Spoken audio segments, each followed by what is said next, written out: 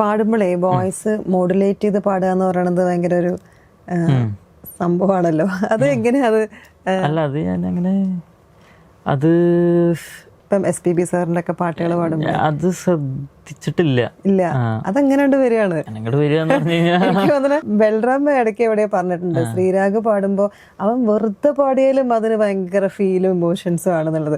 എനിക്ക് തോന്നുന്നു അത് ബൈ ബർത്തിലൂടെ അതിങ്ങനെ മോൻ ചിലപ്പോ അറിയുന്നുണ്ടാവില്ല, അത് പാടി പോകുമ്പോ ആക്ച്വലി ബൈ ബർത്ത് കിട്ടുന്നതാണോന്ന് എനിക്കറിയില്ല.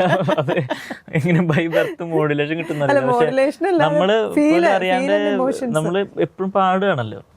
ഇപ്പൊ ഒരു പരിപാടിക്കാണെങ്കിലും അല്ലെങ്കിലും വെറുതെ ഇരുന്നിട്ടാണെങ്കിലും പാടുകയാണ്. വെറുതെ ഇരുന്ന് പാടുക എന്ന് പറയുന്നത് പാട്ടിനോടുള്ള ഇഷ്ടം കൊണ്ട് പാടുന്നതല്ലേ.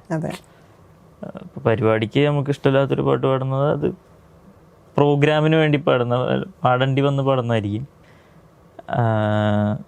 അല്ലാതെ നമ്മൾ വെറുതെ ഇരിക്കുമ്പോൾ പാടുക എന്ന് പറഞ്ഞാൽ അത് ഇഷ്ടം കൊണ്ട് പാടുന്നത്, അല്ലാതെ അങ്ങനെ പാടേണ്ട ആവശ്യമില്ലല്ലോ.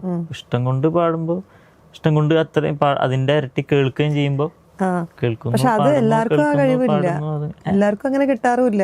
അല്ല, ആക്ച്വലി നന്നായി കേട്ട് കഴിഞ്ഞാൽ അതൊക്കെ കിട്ടുന്നതാണ് എൻ്റെ ഒരു